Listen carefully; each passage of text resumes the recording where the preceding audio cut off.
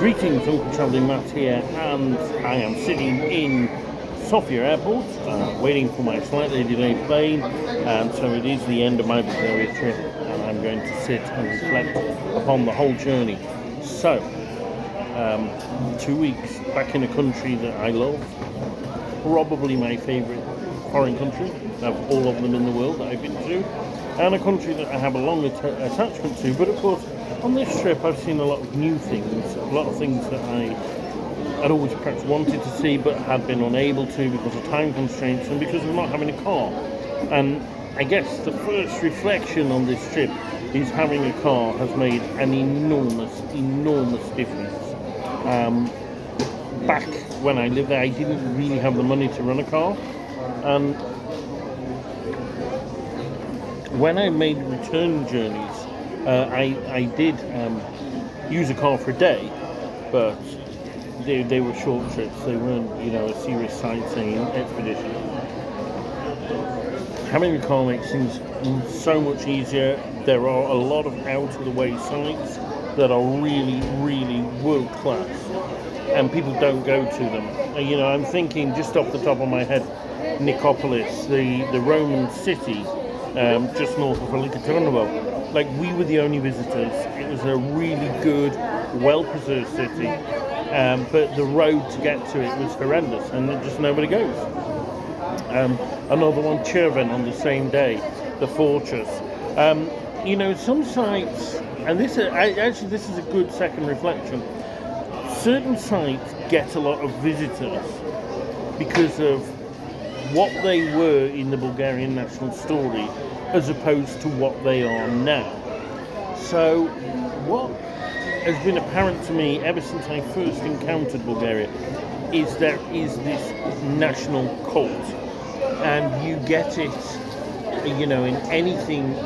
When you speak to any Bulgarian, anything produced by the government there's this national cult about this country that was great in the medieval times, then it got squashed by the Ottomans, the Ottoman yoke, the Ottoman slavery they call it, and then they talk about the era of national liberation with Vasil Levski as the prime hero, but not the only one, and so we have the national revival of culture, and then, it's become an independent country.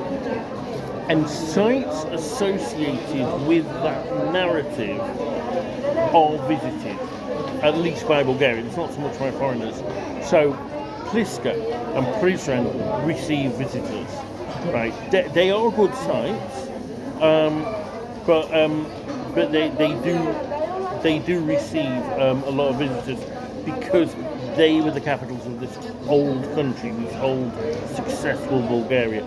Similarly with Turnovo, Sarvet city was magnificently situated, but not actually that good. There's not a lot on there, and what there is largely a rebuild, but people visit it not because of what it is, but what it was in that national story that is fed right from childhood. Sites like Nicopolis, which don't really fit into that narrative, get forgotten about. Sites like Demir Baba, which, as I've spoken about before, is one of my favourite sites in Bulgaria, get left alone because they don't fit into that narrative. So, the big monasteries, particularly ones where they, hid partisans, the Shipka Pass Memorial, all of those are well visited. And a lot of them are worth going to, but I like some of the other sites. Some of the ones that tell the other historical narratives that aren't promoted so much. And I say Nicopolis jumps out, I keep mentioning that, also Demir Baba. But there are plenty of others, some of the lesser monasteries, some of the, some of the smaller attractions, like the Thracian stuff. Now, Thracian kind of does form that narrative, but not to the same extent because it's so far back in time. And another point is interesting is there has been, Bulgaria's changed massively since I first visited and since I lived there. It's a lot smarter. One thing that is really good to see is civic pride. When I lived here before, it was heartbreaking, the lack of civic pride. Everything was overgrown, everything a mess. Once the communists stopped looking after stuff, nobody else picked up the baton. But now you drive through villages and you see tended gardens, And that's also a sign of prosperity, because before people only grew food because they needed to, because they couldn't afford to feed themselves. Now they grow flowers, they paint curbstones, they put flags out, and it almost feels Central European at times, and that's nice, because this is not mess Bulgaria, it's prosperous Bulgaria. No, Bulgaria is not that prosperous a country. I think it is the poorest country in the EU, but it's a lot better off than it was, and some of that is reflected. That, people say, oh yeah, well that's Varna, that's Sofia, but some of it has filtered down into the villages, and it's good to see.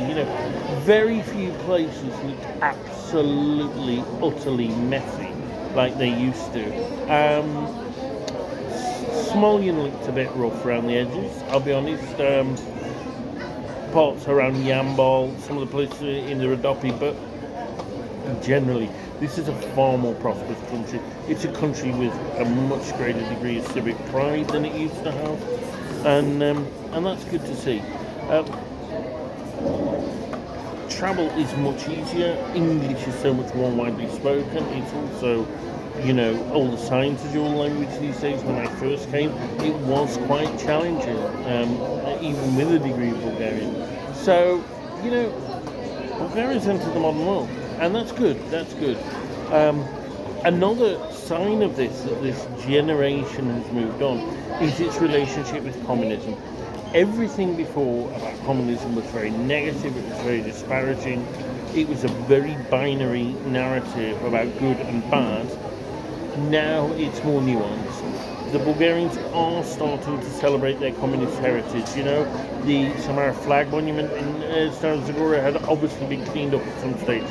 As to the 1,300 years memorial in Shumen had been cleaned up, and is now a major tourist attraction rather than a forgotten embarrassment on the top of the hill, and that's good, because it is part of their history. And at the end of the day, some of those monuments and memorials, I'm thinking those two. I'm thinking Buzlodze, which should become like this national museum of communism. I think it would be an amazing attraction, and I think it probably will one day. But even the one that I saw in Dobrich, I think they should be made UNESCO World Heritage Sites, like the communist legacy of Bulgaria, because even amongst other communist countries, there are few with monuments of that scale and that brilliance, and that's absolutely wonderful. The only ones I can think of is North Korea. And that was great going to North Korea, because you can see them in their glory. So I can imagine Buzlodze and places like that as it was, having seen how it is in North Korea now. But the one that Alex said was similar was in Minsk, some of the Soviet stuff in Minsk. So yeah, I think Bulgaria's communist legacy is incredible, and they are beginning to celebrate it. Alex talked about somewhere called the Red Flat, which was only a couple of blocks away from my hotel last night, but I didn't have time to visit it, unfortunately. And of course there was the Museum of Socialist Art, which I went to in Sofia. So it's happening. There's a retro museum in Varna. Didn't get there, but this stuff is happening, and it's good. There's been massive tourist development along the coast as well. Bulgaria's becoming a European country in the fullest sense of the word, and that's beautiful to see. And it was always a dream when I first visited that it would become more part of the European family. What I didn't expect is that we'd be less of that European family, but hopefully that's only temporary, and we'll be back where we will belong very soon. Another reflection, of course, is Alex. This is it's my third holiday just with Alex, the fourth if you count the Eritrea one where we met. We do get on very well. My reflections on Alex are as before. He is an incredible travelling companion. He is very tolerant. He is an excellent conversationalist. But his itineraries are hardcore. Although this time, less so. And that was because it was all a bit more serendipitous in that because we had the car, we would then stop off at random places. So Nicopolis was somewhere we didn't mean to stop at. We just saw the sign and said, well, let's go there and have a look. But, when you're with Alex, you fit a lot in every day. And that's brilliant because he pushes me to see stuff that I wouldn't have seen. So, for example, in Tuchachan, I wouldn't have bothered with those museums. But he wanted to go because he knows he's not going to be back there. And I'm glad I did go because they were brilliant. And I learned so much. I'm thinking, Tuchachan, I never knew there was a huge battle in 1916 there. And I've been there like 3-4 times already. I've been to one of the museums. I know people from there. And I never even knew that battle involving, probably like 80,000 men or something even took place. Wow. So that's what Alex does. He pushes you. It was only because he raved about Bojana Church that I stopped there on the way back. Glad I did. Alex pushes me, but at the end of the day, after Cyprus, I was a little bit tired, and I probably need a rest now. And it was nice to have those couple of days chill out in Varna, where I didn't need to do any sightseeing because I'd seen it all. And also a little bit in Sofia last night, just going out with Iwanka and that.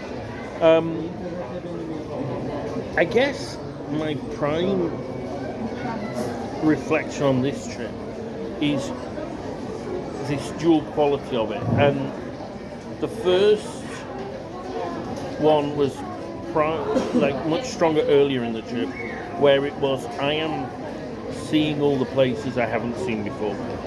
So Trnava, I'd visited briefly and spent a couple of hours there. That whole Central Highlands, everything was virtually new to me.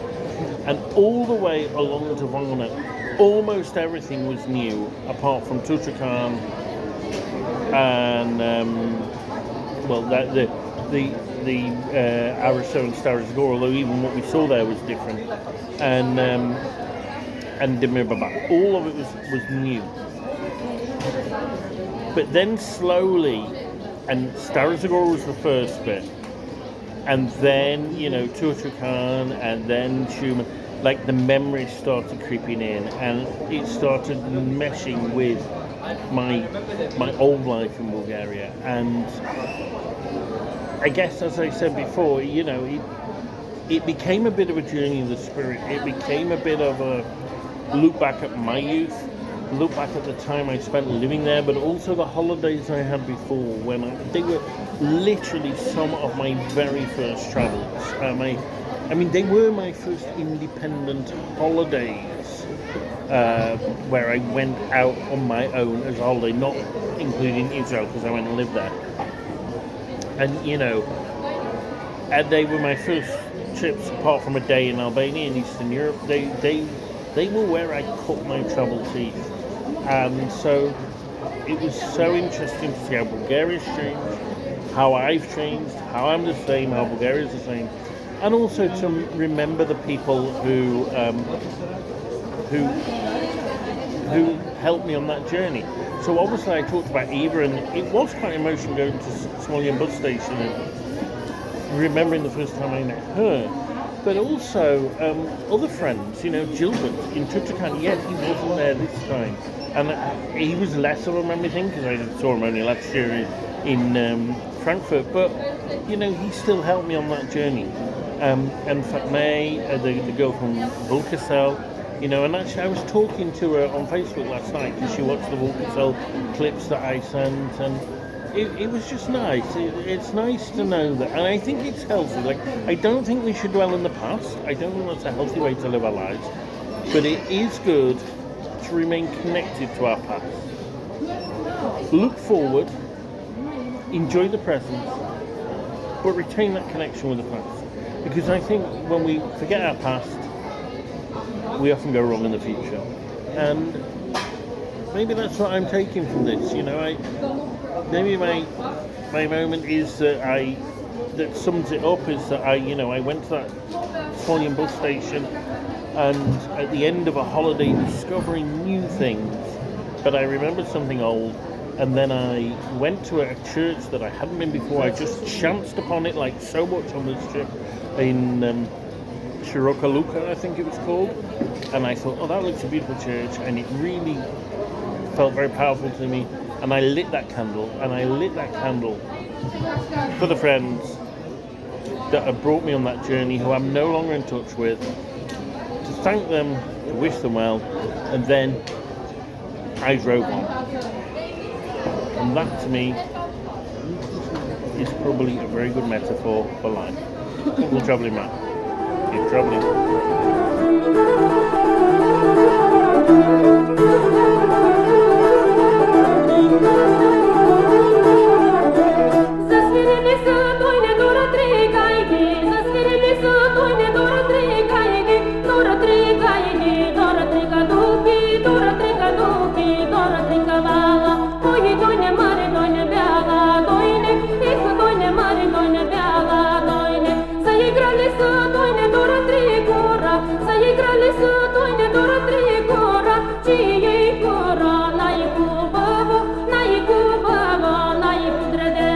Ой, доня, маре, доня, бяга, дойне, тихо, доня, маре, доня, бяга.